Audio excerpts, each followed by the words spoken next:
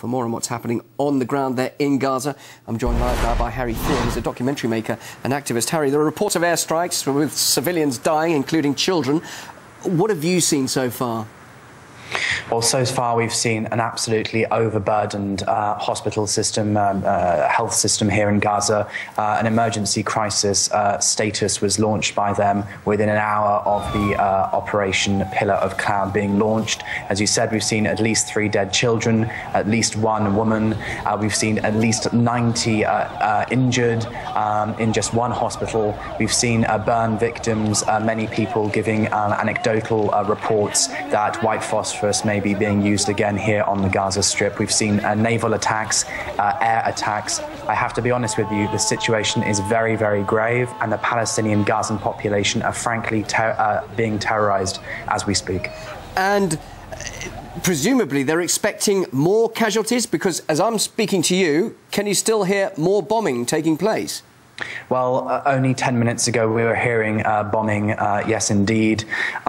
We believe, as Israel, as listening to Israeli statements, that tomorrow they expect to have launched the ground incursion. So we, internationals in the Gaza Strip, reporters and activists and the Gazan people believe that this is a beginning of another full-scale war, akin to that of winter 2008, winter 2009, named Operation Cast Lead. So I have to tell you, the situation is expected to get graver and graver. I spoke to a spokesperson from the Israeli military. They're saying that these are limited targets that they're attacking. Would you say that this is totally different from what you're seeing? If that was the case, we wouldn't be seeing so many civilians caught up in this.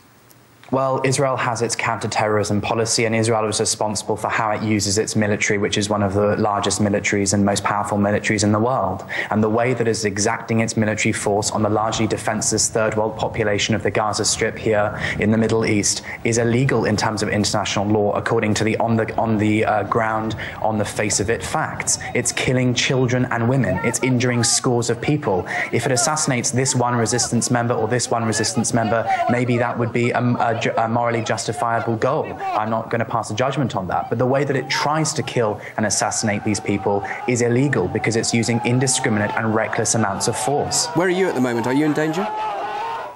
I'm in central Gaza City in what's really, if you like, a quasi-green zone. I have to be honest with you that it's a quasi-green zone in the normal context, but tonight it's not a green zone, because only 10 minutes ago this building was feeling the effects of nearby airstrikes. So nowhere is safe in Gaza tonight, Phil. You say there's a feeling of panic and terror amongst Gazans, presumably being able to speak to people, and this idea of an impending ground invasion, what are the feelings about that?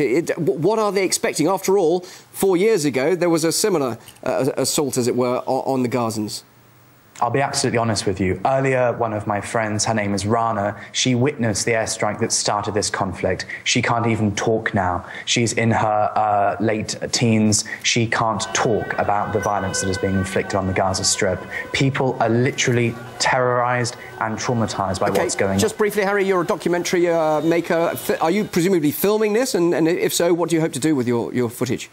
Well, at the moment, I'm providing a live stream at ustream.tv called Operation Pillar of Cloud. I'm also producing documentary footage, and if things escalate into a ground incursion, damn right, I'm going to stay in the Gaza Strip and make the world see what Israel has done to the Gazan population. Harry Fear, stay safe. Thank you very much indeed for joining us live there in Gaza.